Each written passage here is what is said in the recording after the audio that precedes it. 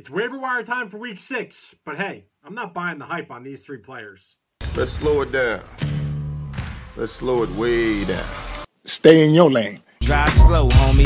Slow down. Slow down. Little homie, drive slow, drive slow. Slow it down. Slow down. You need to pump your brakes and drive slow, homie. Hey, I'm Bill Enright from FFChamps.com. It's time for another episode of Drive Slow, Homie. Drive slow, homie. Every week, I warn you about the hot waiver wire pickups, and I explain why you shouldn't be picking them up. Last week, I warned you about Latavius Murray, Alex Collins, Wayne Gallman. All 3 of those running backs were outscored by running backs on their own team. They didn't come through. They were a wasted pickup, wasted those fab dollars. I also said that you shouldn't pick up Devin Funchess, and I got a lot of people, all those Twitter fingers, coming out and saying that that was a bad recommendation. I'm not buying that it was a bad pick. I'm standing by it for now. We'll see. I know Funchess had a good game against the Lions. I know he played good against the Pats, but we'll see if that continues. All right, for week number 6, here we go. I'm starting off with a guy that just got traded. Adrian Peterson goes from the New Orleans Saints to the Arizona Cardinals. Now, Peterson didn't do a whole lot in New Orleans, but Alvin Kamara and Mark Ingram did. Peterson averaged a full yard less than Mark Ingram and 1.3 yards less than Alvin Kamara. Peterson just 3 yards per carry during his very short stint in New Orleans. Now that he's with Arizona, who did cut Chris Johnson, so that at least makes some room for Peterson. But you know what? Andre Ellington still in the mix. He is their passing down back, and Peterson does not catch the football. So Ellington is not going anywhere. Kerwin Williams, remember a couple weeks ago? He was the hot pickup that everyone wanted. I'm not buying into the fact that Adrian Peterson is going to come to this offense and all of a sudden look like the Adrian Peterson of old. Keep in mind, the Arizona Cardinals, just 99 rushing attempts on the year. That's 4th least in the NFL. Meanwhile, 241 passing plays. That is the most in the NFL. It's too lopsided of an offense for a running back who really just doesn't catch the football. I don't think Peterson is anything more than just a bye-week filler at this point.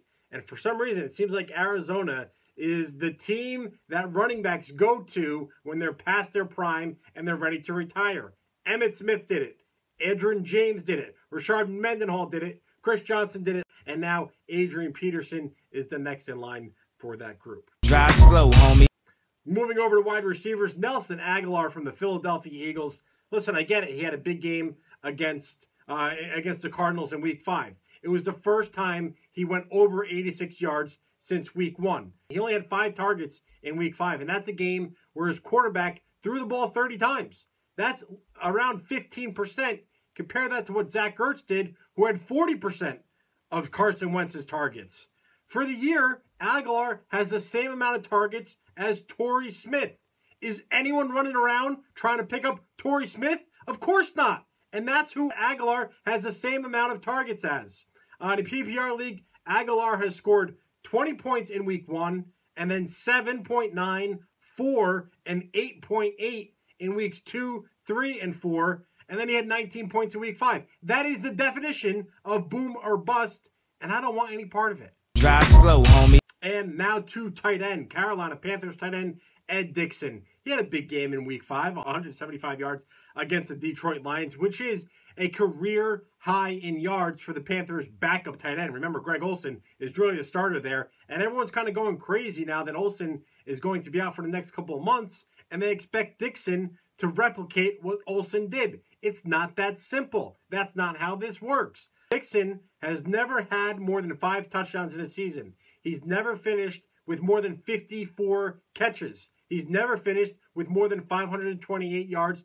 Those are all career highs, and they all came in 2011 when Dixon was 23 years old.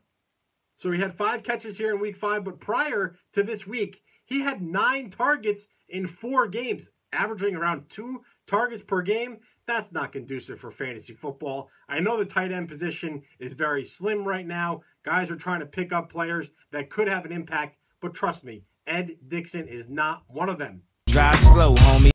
All right, so that wraps up week 6 of Drive Slow, Homie. 3 players for this week. We have Adrian Peterson, Nelson Aguilar, Ed Dixon. Don't bother picking those guys up. Don't waste your fab budget. Let me know how I did in the comments. You guys seem to have no problem doing that. Or hit me up on Twitter at Bill Enright. Check out ffchamps.com. We have the third most accurate weekly player rankings according to Fantasy Pros overall from 2016. And we're doing a great job here in 2017 as well. And also, don't forget to subscribe to our YouTube channel.